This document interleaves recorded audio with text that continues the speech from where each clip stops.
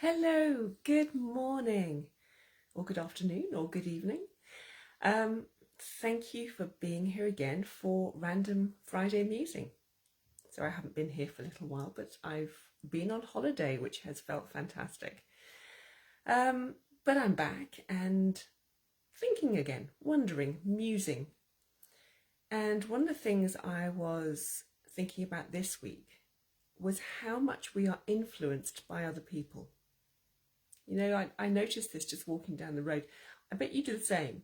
You walk down the road and you hear some music and you end up walking in time to that music. You can't help it. Your feet just start marching with that rhythm. And you know, it's kind of nice because it feels like you're dancing a bit. But then have you also noticed what happens when you start walking near someone else?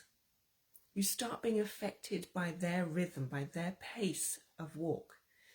So we either try to not walk next to them. They're thinking, oh my God, I mustn't get too close. I mustn't walk in the same way. They'll think I'm weird. Alternatively, if we're walking walking near people, we end up matching their pace. And I often wonder, why does this happen?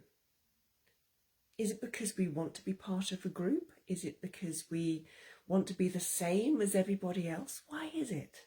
And this is just walking. Do we fear possibly that we're going to look different, that someone's going to spot us? You know, what happens when you see someone walking down the road really quickly? We all look round and go, wow, they're walking quickly. And it's not just in walking. You know, we all have a great desire to be part of a group, to be like others, to fit in with others.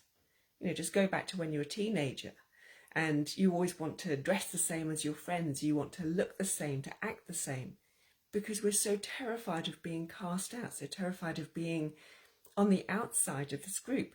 Because as we have developed as human beings, we have learnt that to be outside the group is a dangerous place to be.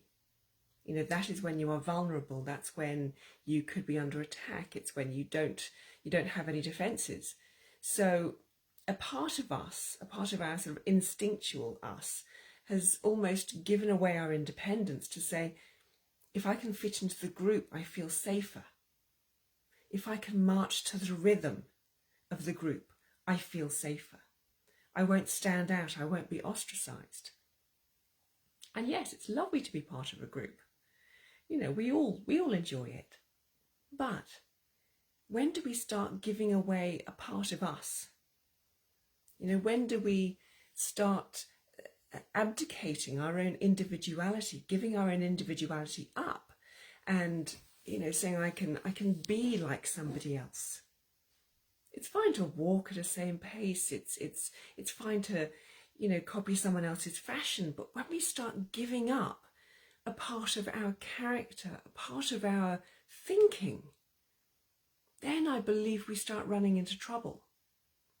We start just following the herd, and we know where that goes. You know, we've all seen mobs out on the street. We've all heard of riots and so on, when one person starts it and the others just join in.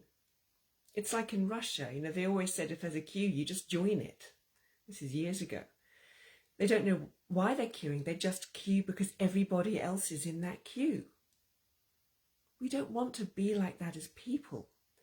We want to be able to think for ourselves. We want to be able to express our own individuality. We want to be able to stand up and say, this is me. And I feel proud of who I am. And I love who I am. And to have that certainty in our own hearts that I can actually look after myself. That to be part of a group is lovely, it's wonderful, but that I don't need to be part of a group. I don't rely on others for my own safety and security. And when we begin to find that trust in ourselves and the trust in our connection with the universe, then we can begin to stand up and start saying, I can be me. I can be exactly who I am.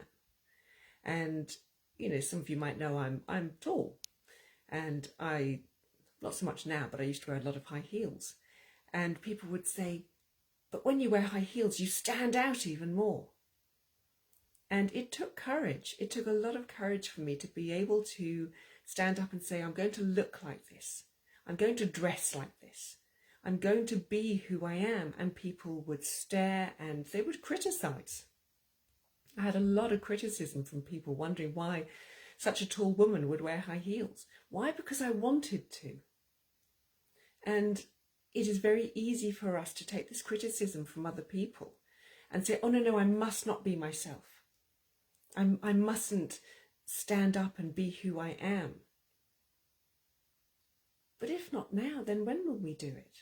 If we don't start expressing our true colour, our true light, when will we ever do it? Yes, it's hard, it's tough, but now is the time to start walking to our own rhythm, to start dancing to our beat, the one that sits in our heart, and to no longer feel ashamed of being different. So when you walk down the road, walk at your pace.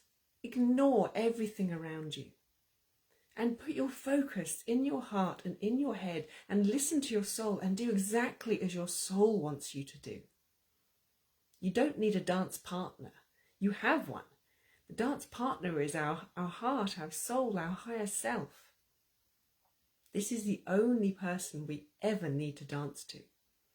This is the only person we ever need to match in vibration and in harmony. So please, just go be you. Revel in being you. Revel in your individuality, in your light. Be joyful and be so proud of who you are. Let's each of us walk to our own rhythm, to our own beat. And imagine it, the world would just be full of all these incredible people, colourful, bright, gorgeous. Every one of them happy, every one of them free to be precisely who they are, every one of them listening to their hearts. I can't imagine anything better. So whatever you want to do today, go do it. Whatever beat you want to walk to, go walk it.